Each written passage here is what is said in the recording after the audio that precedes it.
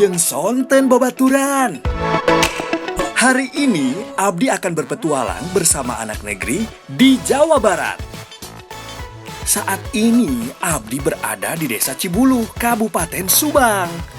Nah, Jawa Barat, khususnya Subang, punya kudapan istimewa, yakni kolontong.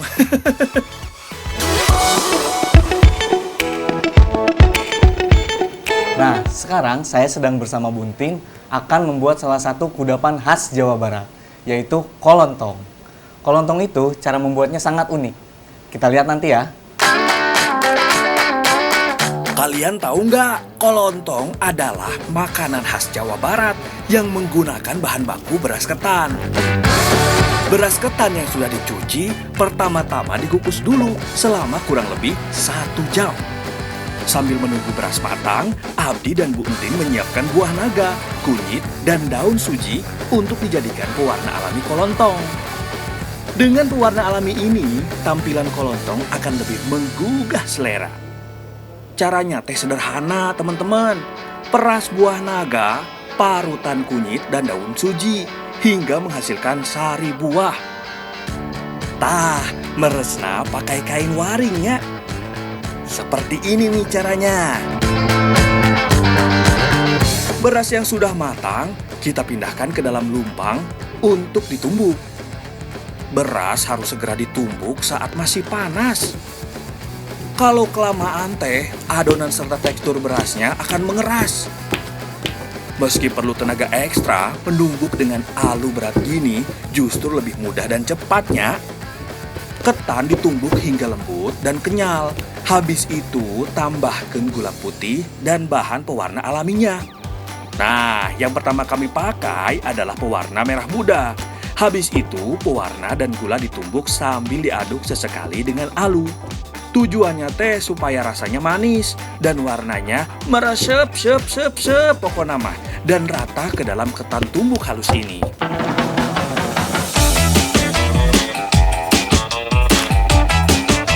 Nah, selanjutnya teh ganti adonan yang baru, lalu tumbuk bersama gula dan pewarna lainnya. Adonan harus ditumbuk sampai benar-benar lembut, kenyal, dan lengket. Setelah jadi, uleni adonan diratakan hingga menjadi lempengan lebar. Alas adonan dikasih plastik.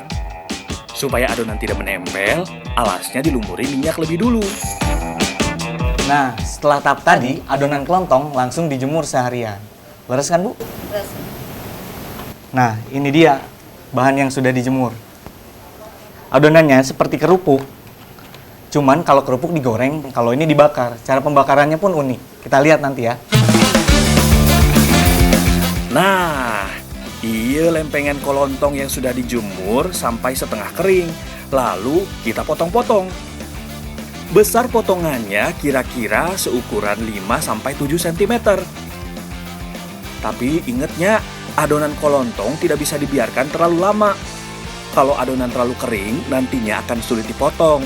Kalau dipaksakan, adonan bisa gampang patah. Bah, eta cara unik masak kolontong di Desa Cibulu. Adonan kolontong yang sudah siap dimasukkan ke dalam panggangan seperti ini. Terus panggangannya diputar-putar sampai adonannya mengembang. Panggangan ini henteu seperti panggangan umumnya nya. Sekilas mah kayak roda hamster. Proses pengolahan dengan panggangan arang ini dalam bahasa Sundanya disebut nyangrai kolontong. Nah, seperti yang tadi saya sudah bilang, proses pematangannya itu cukup unik dengan cara dibakar. Tapi sebelumnya dimasukkan dulu ke sini, dibakar di atas arang. Nah, ini harus terus berputar ya. Kalau tidak, nanti akan gosong. Tah, terakhir tambahkan gula merah.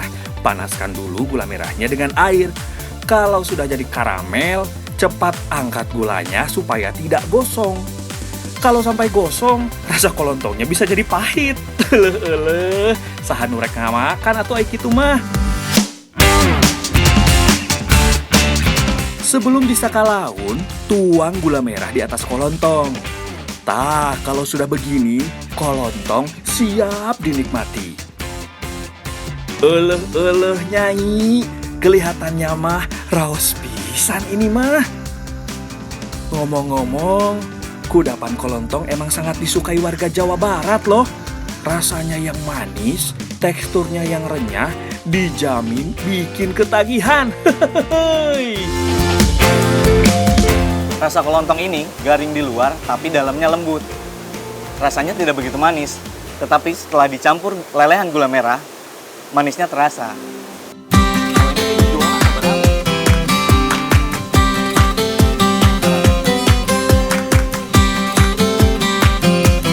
Selain buat camilan sehari-hari, kolontong bisa disakalaun di hari-hari besar seperti lebaran, hajatan, sampai acara adat. Sebagian warga desa Cibuluh juga membuat kolontong untuk dijual. Sekarang-sekarang mah kolontong sudah jarang ditemukan, tapi warga desa Cibuluh masih terus membuat dan melestarikannya. Hayu atuh pada beli kolontong.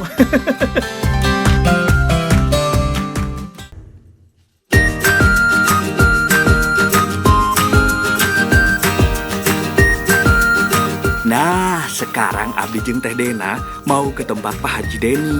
Kami mau beli entog buat dimasak serta disantap siang ini.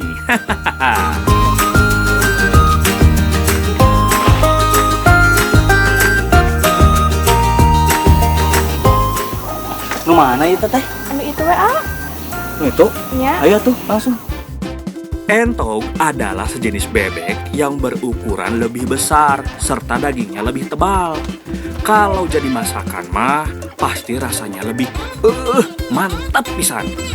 Apalagi kalau entognya masih segar dan baru ditangkap.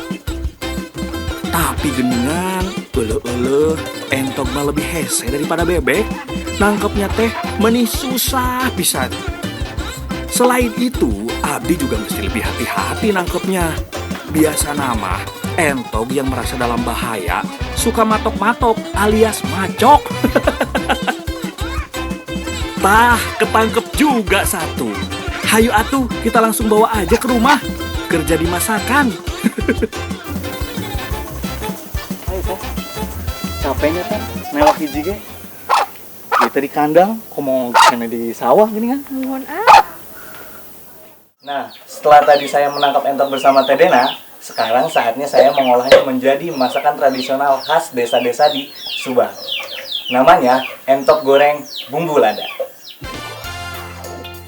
Bahan untuk membuat sambal masakan entog cukup banyak. Ada bawang merah, bawang putih, kemiri, tomat, lada, serta cabai. Sebelum dihaluskan, bumbu sambal harus disangrai dulu sampai matang. Setelah itu, bumbu dihaluskan bersama cabai. Sambil nunggu Teh Dena menghaluskan cabai, Abdi dan Bu Aah nyiapkan entognya. Sebelum dimasak, entog harus dipotong dan ditusuk-tusuk dulu seperti ini. Tujuannya agar daging entog lebih cepat matang dan bumbunya cepat meresap. Daging entog tidak bau amis seperti unggas lainnya.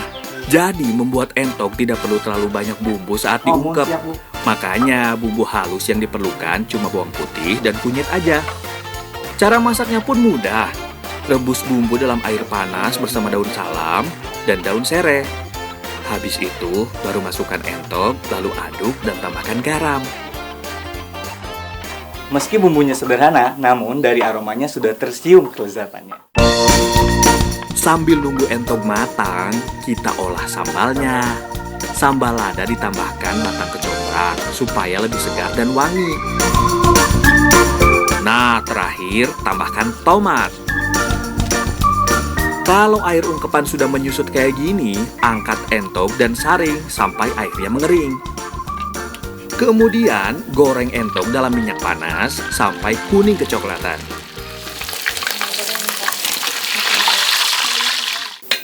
Teh, iya entognya tos asak sadayana. Ah iya bumbuna, tinggal ditumis. Sekarang kita tumis sambalnya sampai matang. Lalu masukkan entognya dan aduk sampai merata. Atos mateng ieu euy. Abdi teu sabar mau nyicipin.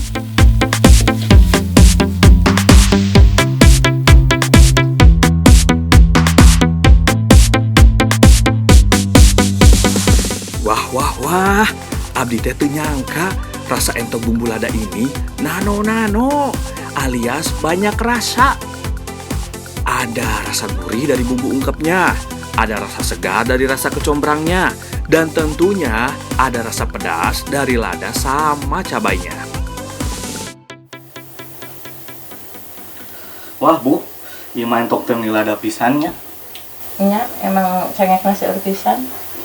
Walaupun pedas, ini masih bisa dinikmati. Kecombrangnya dan bumbu-bumbunya sangat terasa. Ngomong-ngomong, masakan entok bumbu lada kayak gini teh udah jarang ditemuin di Subang. Padahal masakan ini teh masakan asli warga Subang. Tah, jadi jangan lupa kalau mampir ke Subang, cari si entok bumbu lada. Raos pisan euy.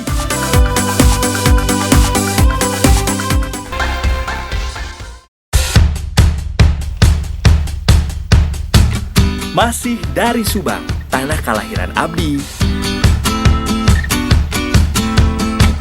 Pak, Abi nggak biar nyalik ngelat tuh ya? Mangga biasa masuk. Biasalah Ya, dicobain coba-coba we. Artinya sedap.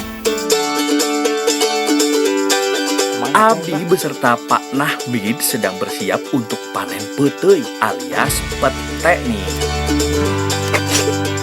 Lu kok meni jangkung pisan ya mah? Engkau teh? Jangkung ieu mah. Bapak we tuh lah nu kaluhur. Abi mah ngantosan dihandap we. Mangga Meski sudah lewat musimnya, namun peteuйnya masih banyak. Cukuplah untuk dimakan sebagian, sisanya bisa untuk dijual di pasar. Tinggi tanaman peteuy bervariasi antara 5 sampai 25 meter. Batangnya pun cukup kokoh. Jadi tidak usah khawatir kalau harus manjat seperti Pak Nahbid ini.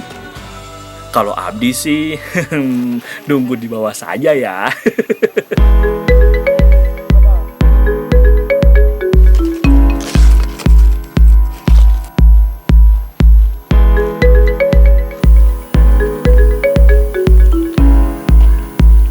Nah, ini namanya ngulur petai. Cara warga desa Cibesi, Kabupaten Subang untuk mengambil petai. Lumayan lah ya Pak. Hayu atuh, kita bawa ke rumah dan kita olah jadi masakan. Ayo apa? Tos ah.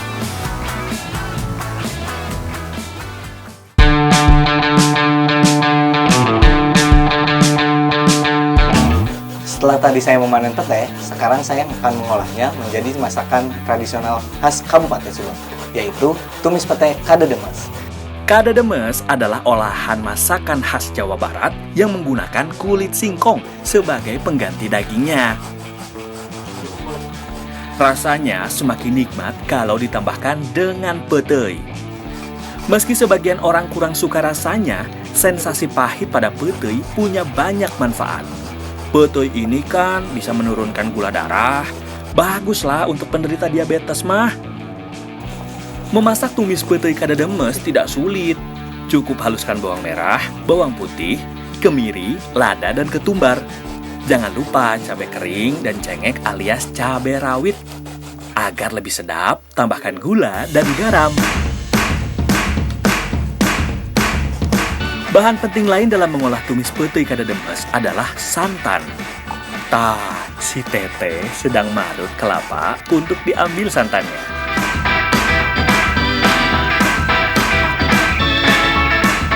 Sambil menunggu ibu dan Teteh menyiapkan bumbu, aku mengupas dan memotong peteuy agar lebih cepat matang.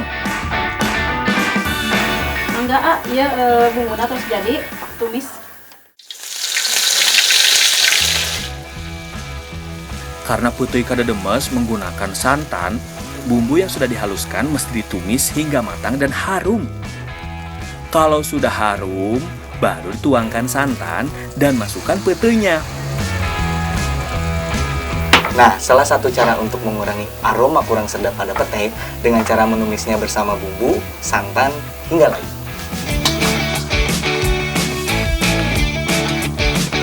Ah, iya kadedemesna sarang bumbuna. Kadedemes nalan udah dilebetkan. Kalau santan sudah mengering, kulit singkong ditumis bersama bumbu dan peteuy hingga bumbunya meresap. Supaya makin sedap, tambahkan daun bawang, tomat, cabai, serta daun salam, dan juga garam serta gula. Aroma petai serta gurihnya tumisan santan dan bumbu sudah memenuhi ruangan. Terakhir, tinggal tambahkan ikan asin. Terus aduk hingga rata.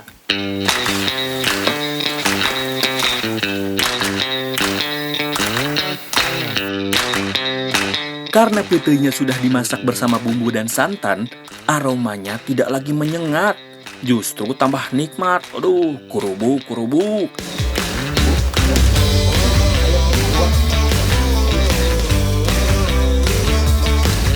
Karena petainya berkualitas, bagus dan masih segar, teksturnya pun masih garing, pas dengan kulit singkong yang lembut, serta bumbu yang pedas dan gurih. Wah, raos pisan ini mah.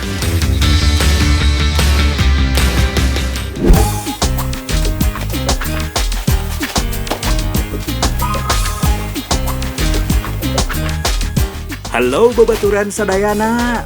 Abdi teh masih di Desa Cibulu, Kabupaten Subang.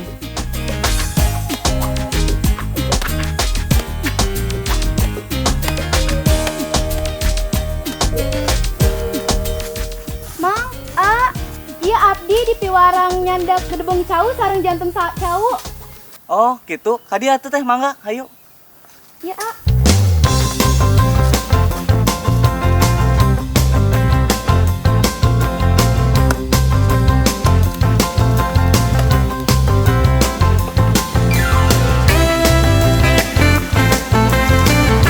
Yang dimaksud gedebong cau adalah bagian dalam batang pisang.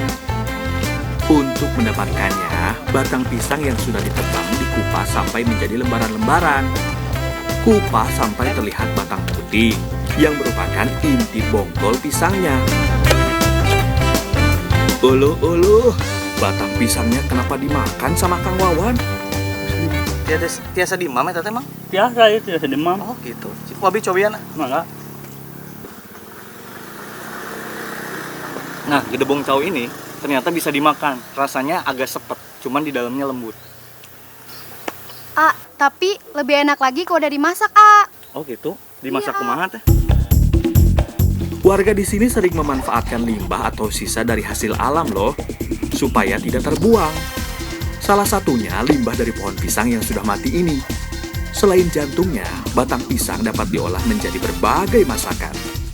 Yang dipakai mah biasanya batang pisang kepok atau pisang batu. Soalnya tekstur batangnya lebih lembut dan seratnya tidak terlalu banyak. Emang itu bade duk makan teh? Bade di jantan abon, Oh, abon. Biasa gitu. Biasa, Ayo, Mang, tipayun ya. Oh, mohon mangga. Yuk, Wabi. Yuk.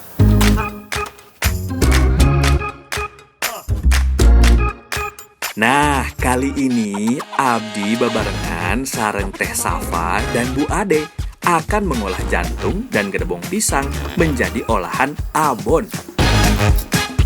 Kita ngadambel abonnya nganggo tepung teh. bukan, ini buat bikin serabi. Oh, jadi abonnya dipakai surabi gitu. Iya, Surabi itu khas Jawa Barat dan biasanya itu memakai topping oncom atau gula merah. Di sini kita akan memakai topping abon dari jantung pisang dan gedebong pisang. Membuat surabi abon jantung dan gedebong pisang tidak terlalu sulit. Bahan-bahannya pun sederhana loh. Untuk surabinya hanya butuh tepung beras atau tepung terigu, kelapa, garam, serta gula. Sedangkan untuk bahan abonnya ada bawang merah, bawang putih, kemiri, cabai merah, dan cabai hijau besar. Dan jangan lupa tomat, lengkuas, lada, ketumbar, garam, serta gula merah. Gedebong dan jantung pisang yang sudah dicuci dipotong-potong jadi beberapa bagian. Nah, eta Bu Ade menghaluskan bumbu untuk abon. Teh Safa menyiapkan adonan surabinya. Nah, kalau sudah selesai dipotong, rebus gedebong dan jantung pisang sampai empuk. Tapi ulah terlalu mateng ya, nanti bisa hancur. Sambil menunggu gedebong matang, Bu Ade menumis bumbu untuk abonnya. Wah, aroma rempahnya menis seungit pisan. Bikin perut abdi lapar, euy. Nah, kalau sudah kecoklatan seperti ini, berarti bumbu sudah hampir matang. Kita harus mengecek gedebong dan jantung pisangnya. Karena kalau sudah matang, bumbu harus segera dimasak bersama bahan utamanya. Tah, pas. Jantung dan gedebongnya sudah empuk. Tinggal ditiriskan serta diremas-remas supaya hancur. Habis itu, tuang ke dalam wajan untuk dimasak. Proses mematangkan dan mengeringkan abon ini perlu waktu cukup lama, kira-kira sekitar 1-1,5 jam. Itu juga harus terus diaduk agar tidak gosong. Neng, iya abona pas jantan kantun sorabina di damel. Akhirnya abon matang juga. Sekarang tinggal kita olah jadi surabi. Panaskan wajan cetakan surabi dari tanah liat. Memakai cetakan tradisional seperti ini akan membuat rasa surabi lebih istimewa. Kalau sudah panas, tuangkan adonan perlahan, lalu diamkan hingga setengah matang. Kalau sudah terlihat gelembung seperti ini, tambahkan abon jantung pisangnya.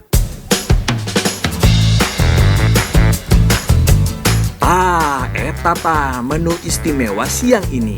Surabi abon jantung dan gedebong pisang. Hayu atuh, ulah nunggu-nunggu deui, urang sikat. Meski cara masak dan bahannya sederhana, rasa surabi abon jantung dan gedebong pisang ini tidak kalah loh dengan abon daging. Rasanya raus pisan. Ternyata enak sekali ya teh surabinya. Nah, ini perpaduan yang pas sekali antara gurihnya surabi dan sedikit agak manis di abonnya. Nah, ternyata abonnya juga rasanya seperti abon pada umumnya. Kalau dilihat dari bentuknya mah, orang pasti nggak nyangka kalau abon ini terbuat dari jantung dan gedebong pisang. Mirip pisan sama abon daging atau ayam.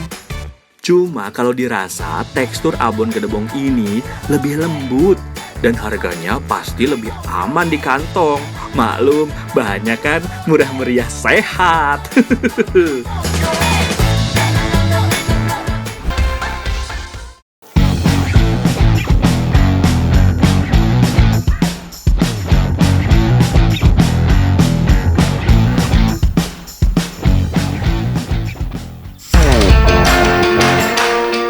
Halo babaturan sadayana, abdi teh ada di Kampung Dago, Desa Cibulu, Kecamatan Tanjung Siang. Sedari pagi, warga kampung udah rame ngumpul. Soalnya nanti sore teh bakal ada acara adat nangtungkeun kolecer. Kolecer adalah kesenian atau permainan adat leluhur yang berbentuk baling-baling. Nah, sebelum itu, abdi ngebantu ibu-ibu masak untuk dihidangkan di acara nanti. Nah, habis ini kita akan melaksanakan upacara adat kolecer. Tapi sebelumnya kita akan memasak dulu masakan yang akan disajikan pada saat upacara tersebut. Di sebelah sana ada ibu-ibu sedang memasak tumpeng. Kalau di sini saya sedang memasak bubui ayam sambal belekesebet, kuliner tradisional khas Subang. Bubui ayam, bukan bubur ayam ya, adalah masakan ayam berbalut rempah-rempah khas Jawa Barat. Kalau sambal belekesebet mah, itu sambal rempah merah khas Subang yang dominan rasa lengkuasnya. Nah, abdi jeung Teteh Sri menyiapkan 2 macam bumbu untuk bubui ayam sambal belekesebet. Bumbu bubui akan dimasukkan dalam bungkusan daun pisang bersama ayam. Sedangkan bumbu sambal akan disajikan terpisah. Bumbu bubui terdiri dari bawang merah, bawang putih, kemiri, dan kunyit yang dihaluskan. Kalau bumbu sudah halus, tambahkan 1 atau 2 butir telur ke dalam bumbu. Kocok perlahan hingga tercampur rata. Setelah itu, campurkan bumbu halus dan telur, dibalurkan ke seluruh permukaan dan bagian dalam ayam.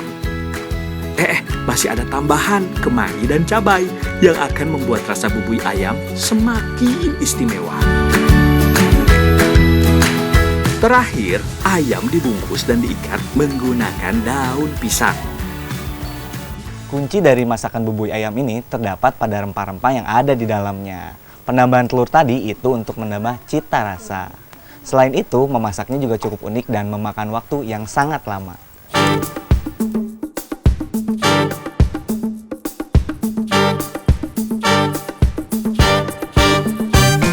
Ini dia rahasia kelezatan bubui ayam. Ayam dipendam dalam bara sekam selama kurang lebih 4-6 jam. Makanya, masaknya harus mulai dari pagi. Jadi bubui ayam sudah matang sebelum acara dimulai. Proses pemasak tradisional akan membuat daging jadi empuk dan matang sempurna.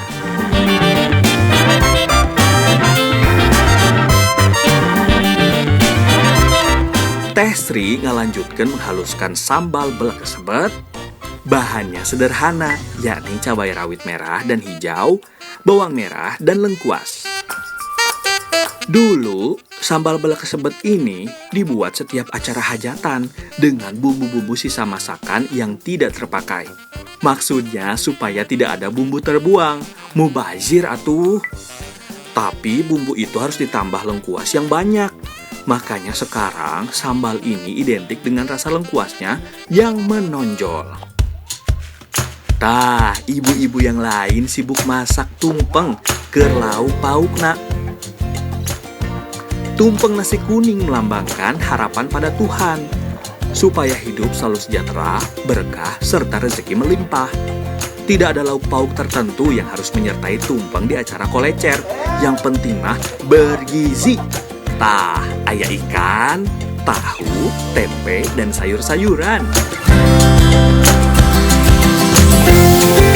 Eta mineral pisan, tampilan dan aromanya. Jadi pengen langsung nyaplok abdi mah. Tapi abdi harus sabar dulu. Masakan ini teh harus dibawa bersama iring-iringan ke lokasi acara kolecer.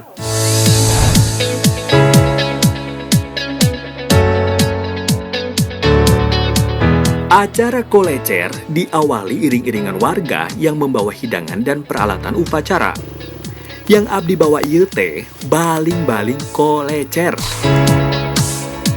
Selanjutnya, pendaki atau si empunya kolecer akan naik dan memasang baling-baling di bagian paling atas. Yeuh, kahoyong abdi mah mau bantu, tapi apa daya, ngeri euy lamun jatuh. Saat-saat ini biasanya paling menegangkan, soalnya tinggi tiang untuk baling-balingnya kan bisa sampai 12 meter. Ini mah harus hati-hati pisannya, kudu dilakukan kudu profesional, ulah sembarangan pokoknya mah. Nah, setelah tadi saya dan ibu-ibu memasak untuk sajian upacara adat, sekarang saya akan melaksanakan upacara adatnya, tapi diawali dengan pemasangan kolecer.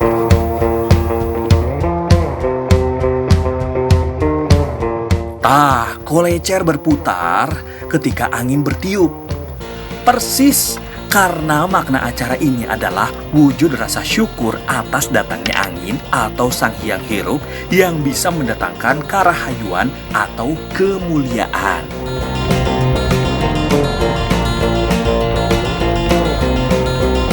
Nah, sekarang mah saat yang abdi tunggu-tunggu sejak tadi, saatnya makan. Oleh, masakan bubui ayam sambal belekesebet dengan tumpeng nasi kuning. Sudah tidak sabar. Aroma kemangi berpadu dengan sedapnya bumbu langsung menggugah selera. Rasa lengkuas dari sambal belekesebet yang pedas dan gurih makin nambah lezat. Dagingnya, meni lembut pisan. Bumbunya teh meresap hingga ke tulang-tulangnya. Belum lagi aroma asap dari abu sekamnya. Jadi makin unik rasanya.